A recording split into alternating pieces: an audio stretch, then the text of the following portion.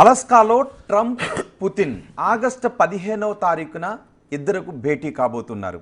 Ukraine war విషయంలో ఒకవేళ Ukraine వార్కి సంబంధించి వాళ్ళు అక్కడ ఏం మాట్లాడుకోబోతున్నారు, ఈ మీటింగ్కు ఉన్నటువంటి ప్రాముఖ్యత ఏంటి అన్న దాని గురించి మనం ఇప్పుడు మాట్లాడుకోబోతున్నాం. నాగేశ్వర్ గారు, ఆగస్టు 15న ట్రంప్ పుతిన్ సమావేశం కాబోతూ ఉన్నారు. ఎలా చూడాలి, ఆ సమావేశానికి ఉన్న ప్రాముఖ్యత ఏంటి?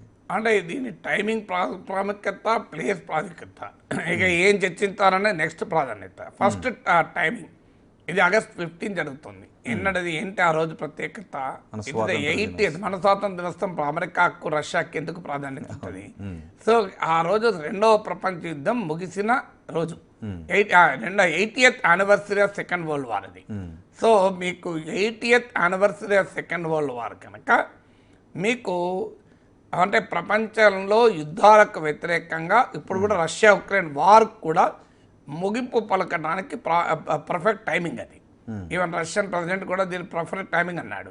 తర్వాత ప్లేస్ అలాస్కా, ఎక్కడ president Trump and prime minister Putin కలవాలి అనేది చర్చ జరిగింది. ఇటీవల యునైటెడ్ అరబ్ ఎమిరేట్స్ కింగ్ మాస్కోలో పర్యటించారు. యుఏఈ రష్యాకు మిత్రదేశం, అమెరికాకు కూడా మిత్రదేశం. అందువల్ల ప్రెసిడెంట్ పుటిన్ అన్నాడు కూడా, ఇంకో ఇలాంటి మిత్రదేశం ఉంది, కావాలంటే అక్కడ మన సమావేశం కావచ్చు అని కూడా అన్నాడు. సో అందరూ, కానీ ఈ తుర్కీ ఉంది, ఇటు అమెరికాకు అమెరికా నాయకత్వంలో నాటో కూటమిలో సభ్యదేశం, ఇటు రష్యాకు కూడా మిత్రదేశం. సో ఇలా న్యూట్రల్ డెస్టినేషన్స్లో మీటింగ్. స్విట్జర్లాండ్ ఉంది, ఒకప్పుడు ఇక్కడ సమ్మిట్ జరిగింది, ఇది కూడా న్యూట్రల్ డెస్టినేషన్. సో ఇలా అంతకుముందు సమ్మిట్ ఫిన్లాండ్లో జరిగింది. ఫిన్లాండ్ ఒకప్పుడు న్యూట్రల్ డెస్టినేషన్, కానీ 2022లో ఉక్రెయిన్ వార్ మొదలయ్యాక ఫిన్లాండ్, స్వీడన్ తమ న్యూట్రాలిటీని వదులుకొని నాటోలో భాగస్వాములయ్యారు. అందువల్ల ఇలా ఫిన్లాండ్ గతంలో సమిట్ వేదిక ఫిన్లాండ్ అయింది, కానీ ఇప్పుడు ఫిన్లాండ్ అవకాశం లేదు.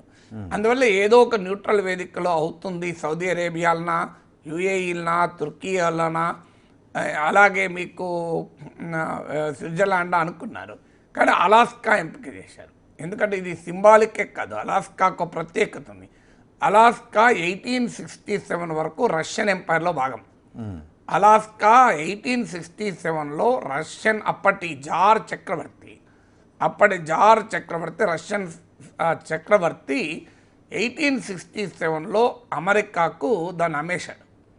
ఎంత కమ్మాడంటే $7.2 మిలియన్ కమ్మాడు. అలాస్కా ఎంత పెద్దదంటే అమెరికాలో 1/5 ఉంటుంది.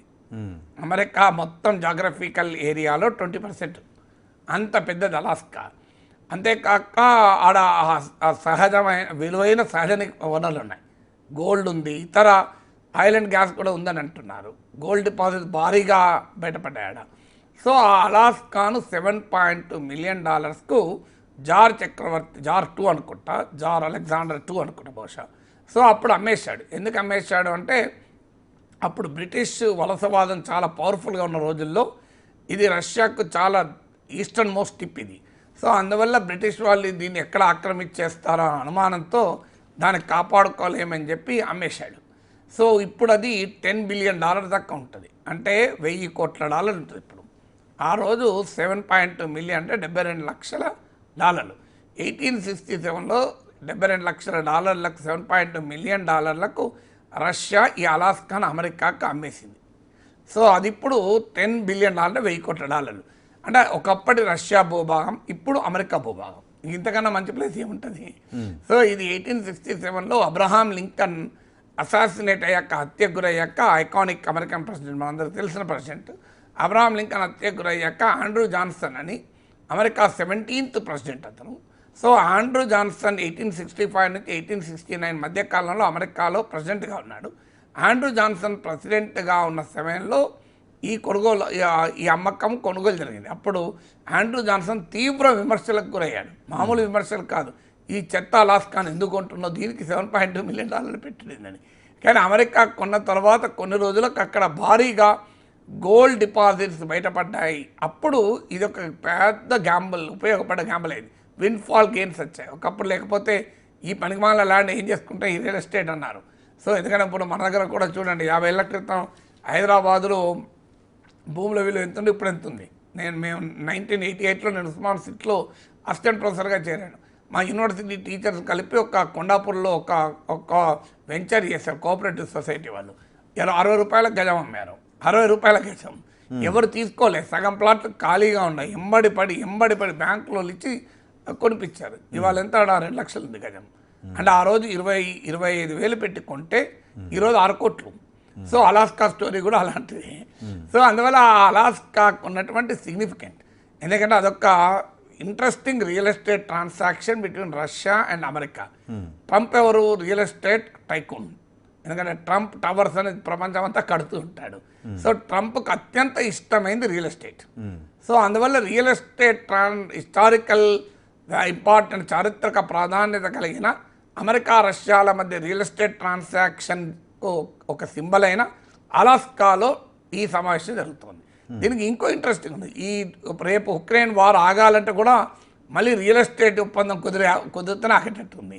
ఎందుకంటే రష్యా ఏమంటుందంటే రష్యన్ మెజారిటీ ఏరియాస్ ఉన్నాయి. ఇప్పుడు క్రిమియా రష్యా ఆక్రమించింది, ఇది ఉక్రెయిన్లో భాగము, కానీ రష్యా ఆక్రమించింది 2014లోనే. అలాగే డాంబాస్ ప్రాంతము, లుహాన్స్, డొనెట్స్క్ అని ఇవన్నీ ప్రాంతాలు ఉన్నాయి.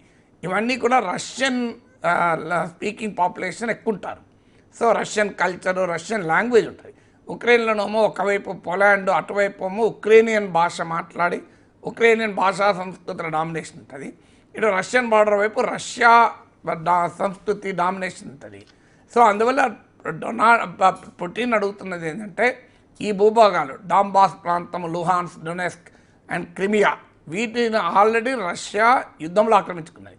2014లోనే క్రిమియా ఆక్రమించుకుంది, 2022 తర్వాత ఈ ప్రాంతాలు ఆక్రమించుకున్నాయి. ఈ ప్రాంతాలు రష్యా వద్దనే ఉండిపోవాలి అని.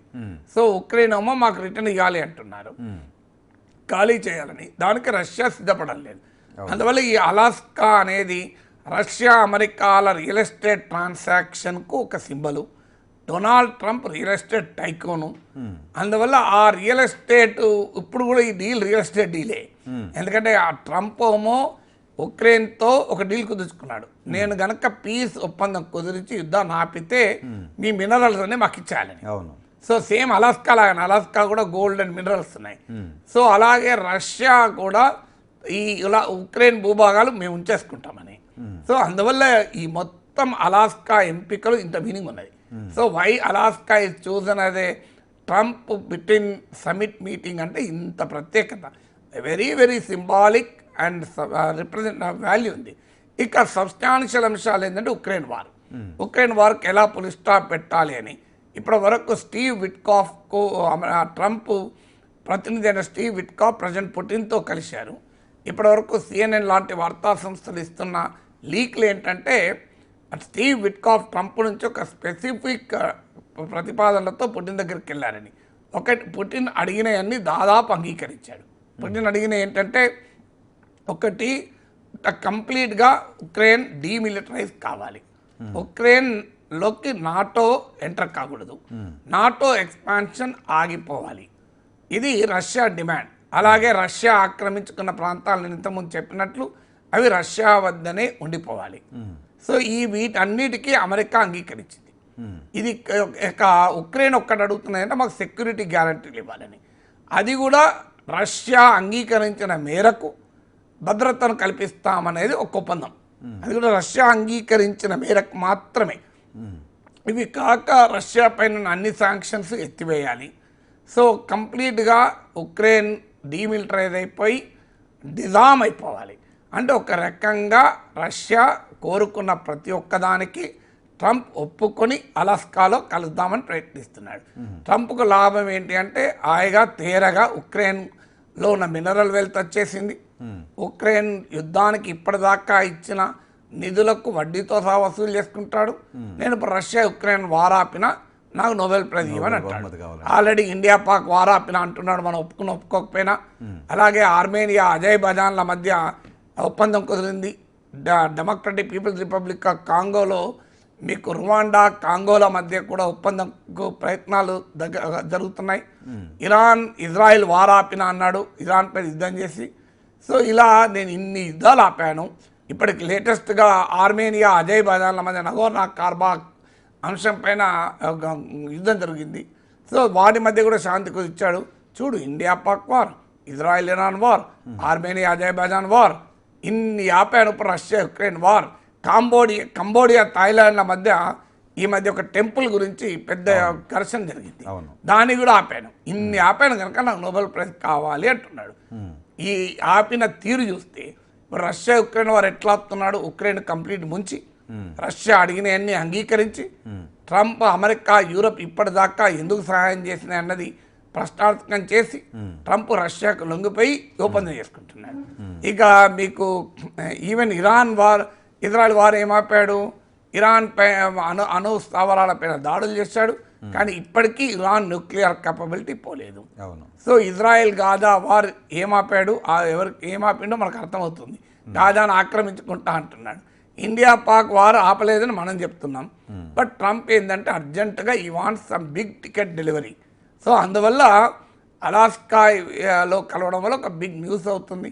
అక్కడ కుదుర్చుకొని ఈ లోపల నోబెల్ బహుమతి తెచ్చుకుంటే ఉక్రెయిన్ సంగతి ఉక్రెయిన్ చూసుకుంటుంది, మన సంగతి మనం చూసుకుందామని. మొత్తానికి ఉక్రెయిన్ ఒక రకంగా ముంచేసినట్టే, ట్రంప్ ముంచినట్టుగా చూడాలి. ట్రంప్ ముంచినట్టు కాదు, ఉక్రెయినే ఎప్పుడైనా ఒక దేశంపై ఆశపడి మనం యుద్ధం చేస్తే ఇలాగే వస్తుంది. ఎందుకంటే నీ శక్తిపై నువ్వు యుద్ధం చేయాలి, నీ శక్తిపై ఆధారంగా నువ్వు మిత్రుల్ని శత్రువులు ఎంచుకోవాలి. ఎవడో వచ్చి నన్ను కాపాడుతాడని చెప్పి నువ్వు యుద్ధం చేస్తే ఇట్లాగే ఉంటుంది. అందుకే పదే పదే చెప్పేది, అమెరికా పైన ఆశపడి మనం చైనాతో యుద్ధం చేస్తానని నడవదది. మన శక్తి మీదనే మనం చైనాతో డీల్ చేయాలి, మన శక్తి మేరకే చైనాతో వ్యవహరించాలి. కానీ అమెరికా ఆడుకుంటుంది అంటే, అమెరికా ఐ లవ్ పాకిస్తాన్ అన్నదే ఐ లవ్ చైనా అని కూడా అంటాడు. ఎందుకంటే ఇవాళ మనకన్నా ఎక్కువ ఆయిల్ చైనాకు ఉంటుంటే చైనా మీద 30% టారిఫ్ ఉంటే మన మీద 50% టారిఫ్ ఉంది. చైనా అమెరికాకు రైవల్, మనం ఫ్రెండ్. మరి ఎవరికి వైపు ఉన్నాడు అమెరికా? ట్రంప్ క్లియర్గా అర్థమవుతుంది కదా. ఎందుకంటే మనము ఇప్పుడు ఉదాహరణకు రష్యన్ క్రూడ్ ఆయిల్ ఎక్స్పోర్ట్లో 47% చైనాకు ఉంటే 38% మనం కొంటున్నాం. రష్యన్ ఎల్ఎన్జీ ఎక్స్పోర్ట్స్లో 21% చైనాకు ఉంటుంటే మనం దాదాపు కొనడం లేదు. రష్యా పైప్డ్ గ్యాస్ ఎక్స్పోర్ట్స్లో మీకు 30% చైనాకు ఉంటే మనం దాదాపు కొనడం లేదు. అయినా కూడా మననే టార్గెట్ చేస్తాడు కదా. కరెక్ట్. అంటే రేపు ఒకవేళ అలాస్కాలో ఉక్రెయిన్ యుద్ధం ఆగిపోయే పరిణామాలు చోటు చేసుకుంటే ఈ 50% టారిఫ్ కాస్త 20%కి వచ్చేసే అవకాశం ఉంటుంది. అప్పుడు ఆటోమేటిక్గా కావాలి కదా.